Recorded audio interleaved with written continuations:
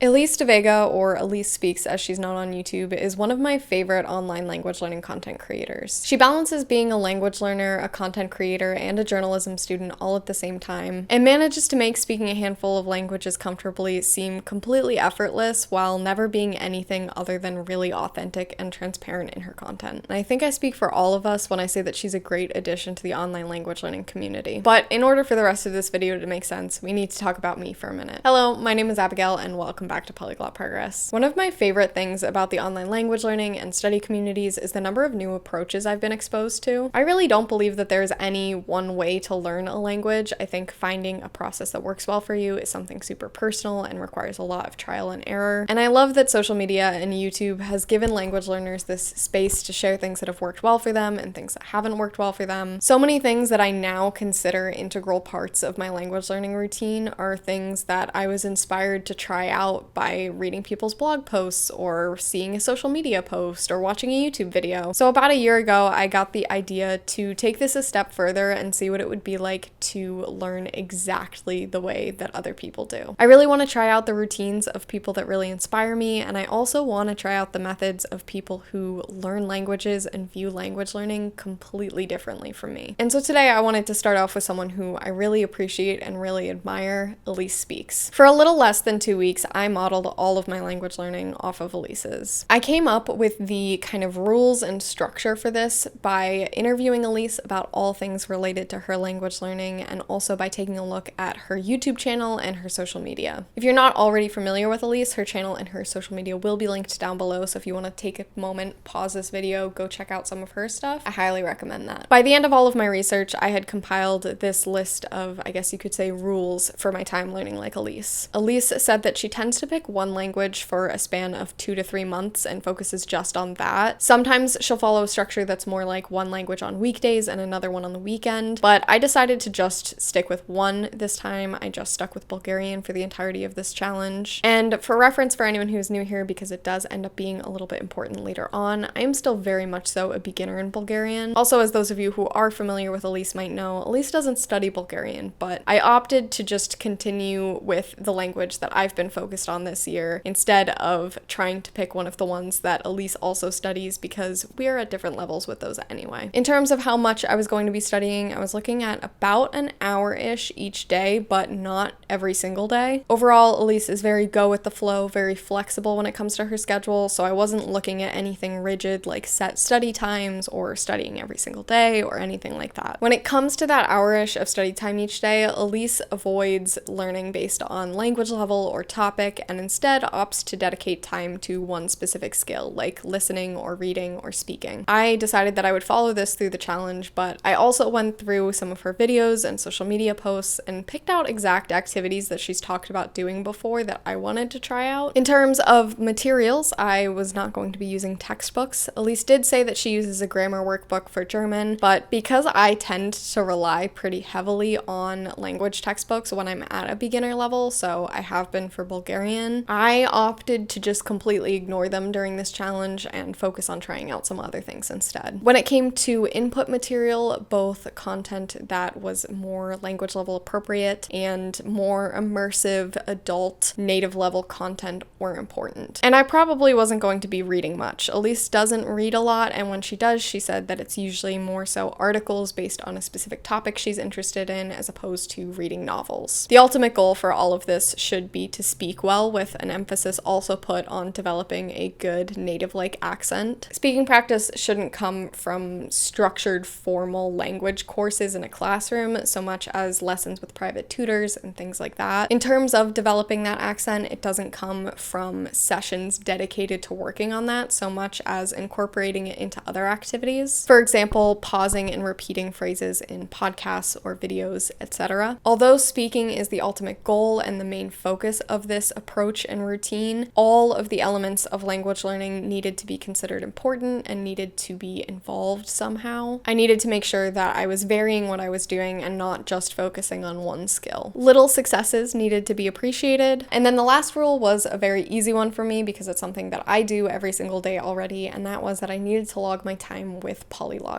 Elysse and I do share a lot of more fundamental beliefs about language learning. I also ignore language levels levels for the most part. I also think it's important to use a mix of level appropriate and more adult native level immersive material. I also feel like all aspects of language learning are important to my routine. I don't try to just learn through reading or through listening or anything like that. I think it's important to have all of the skills represented. I also think it's really important to keep track of your small successes and the progress you're making. I also log my time each day, but how we then approach language learning ends up being a little bit different. I'm overall also very flexible and forgiving when it comes to my language learning routine, but I think I'm slightly more strict and more structured when it comes to my language learning schedule than Elysse is. I really try to block out my hour before work every single day to study Bulgarian, so there is a set time each day where I usually end up doing that. And I also have a very consistent schedule when it comes to language lessons and just conversation calls for working on maintaining and improving my other target languages, which also brings me to the fact that I do not stick with just one language at a time. Though my main priority is Bulgarian, it's definitely been my focus this whole year, and I really make sure I dedicate an hour-ish of time to Bulgarian each day, the same way Elysse dedicates an hour-ish of time most days to whatever her target language is. Bulgarian is never the only language in my life. And then I think the most obvious difference between the two of us comes down to focus. Speaking is the ultimate goal and ultimate focus for Elysse, and it's one of my ultimate goals and focuses as well. But I don't put anywhere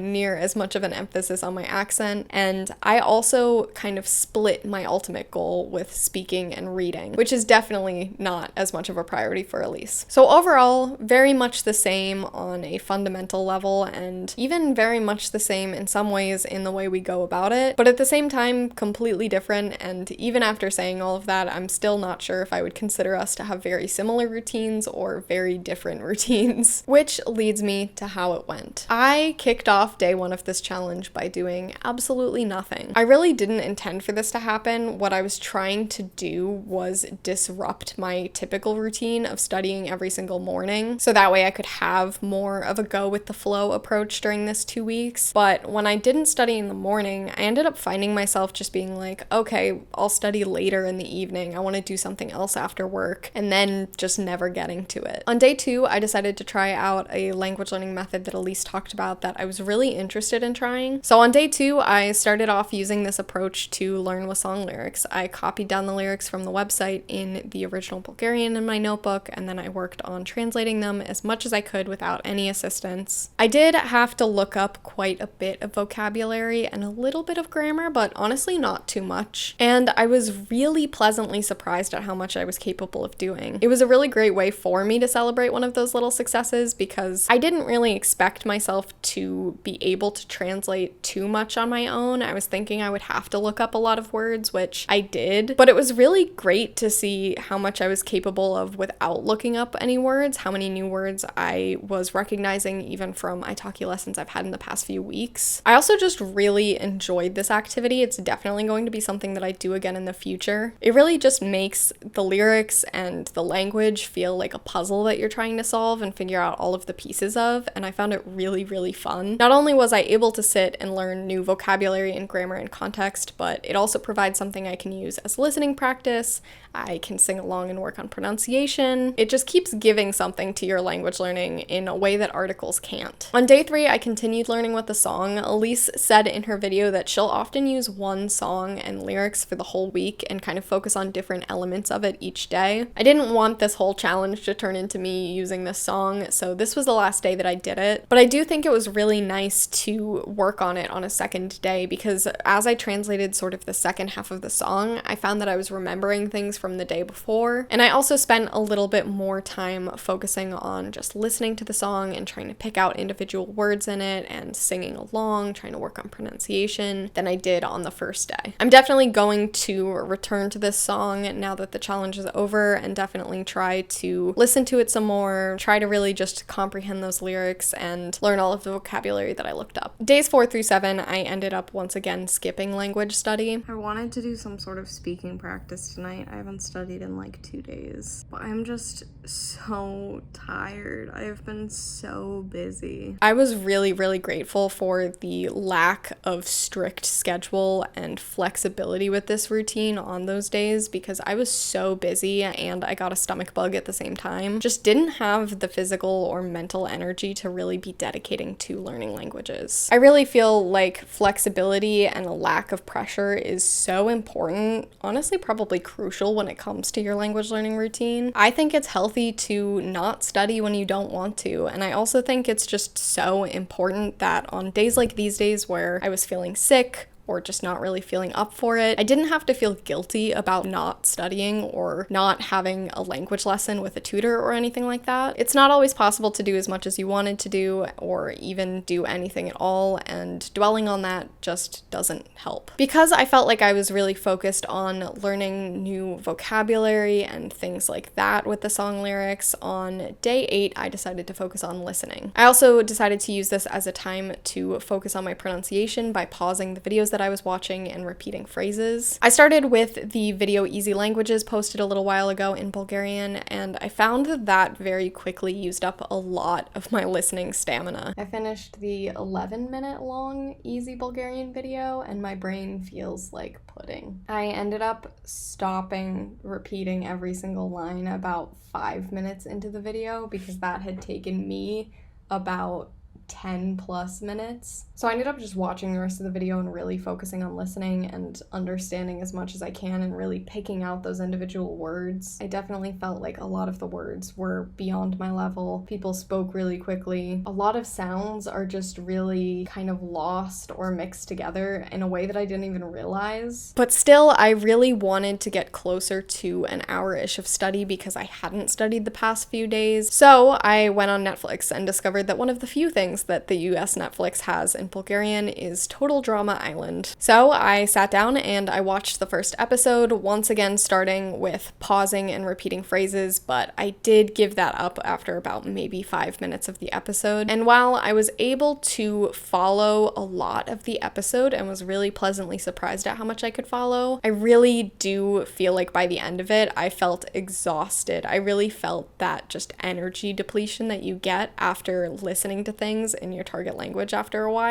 I think that this night would have felt a lot different if I was at a higher level in Bulgarian. I frequently spend more than an hour listening to things in German or Spanish or French or even Italian, and even if it's pretty difficult material, I really don't find that to be strenuous at all anymore. But with Bulgarian, I found myself very worn out very quickly. I'm 11 seconds in, and it makes sense. I don't know a whole lot of words in Bulgarian, and I'm still getting used to listening to the language and picking out different words as people are talking quickly. But for me, since I am at that lower level, it means that usually I wouldn't spend a whole hour doing just listening in Bulgarian. I might watch that Easy Languages Bulgarian video and then probably move on to a different skill or task. I do think it's really important to push your boundaries when it comes to your listening stamina or your reading stamina, or stamina really doing anything in a target language. But I really do think that this activity feels very different depending on the level you're at. Days 9 through 11, my exposure to Bulgarian was really limited to just me kind of talking to myself throughout the day. It very quickly became apparent to me that when I have no structure at all with my language routine and it is just completely go with the flow, it's very easy for me to fall into not doing anything. I tend to resist structure. I don't like being told what to do, but this definitely showed me that I hadn't realized how important having that structure and discipline has been to my own language learning. So my set aside language time, my pre-booked italki lessons, and the little bit of structure that I have in my language routine is definitely not going anywhere. Day 12 was my last day of the challenge, and I spent it having an italki lesson. I feel like this was fitting because it is so so representative of one of the pillars of Elysse's language learning, since it is a speaking call with a private tutor. But as much as it is this kind of big thing for Elysse's routine, I have the least to say about it because this is something that I do very frequently as well. In fact, this italki lesson was one that I scheduled months ago. I have an italki lesson in Bulgarian every Friday morning, and I just left this there because I knew that I wanted to be speaking with tutors. I do think it was a great note to end on though, even beyond it being speaking focused, because it was another small victory for me to look at and latch onto after this challenge. I found myself using and hearing a lot of words that I had learned from the song lyrics or from the videos that I'd watched, and I also feel like time felt like it moved a lot faster because I had done that really endurance-based listening activity a few days before. I was also able to speak just in Bulgarian for a lot longer than usual, and I think a lot of this came from me talking to myself, as well as the fact that the listening activities that I did, the song lyrics, all of the things that I'd worked on this week really helped to improve my very small, very limited Bulgarian vocabulary. Overall, I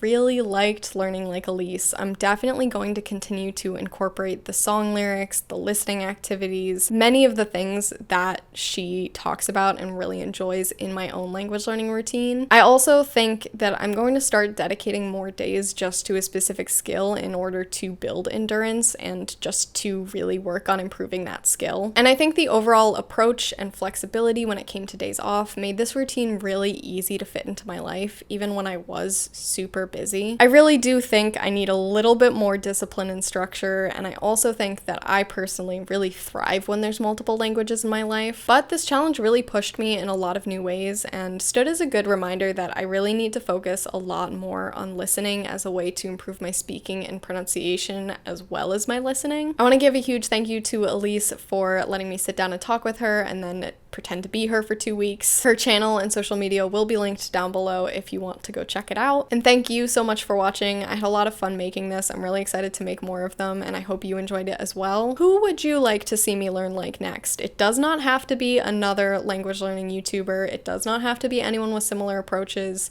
Feel free to recommend fictional characters, people who have routines that you think that I would hate. It's all fair game. I'm really excited to try out some new things. I will see you next Wednesday with the last of my normal videos before New Year's time, which is exciting. And remember, practice makes progress.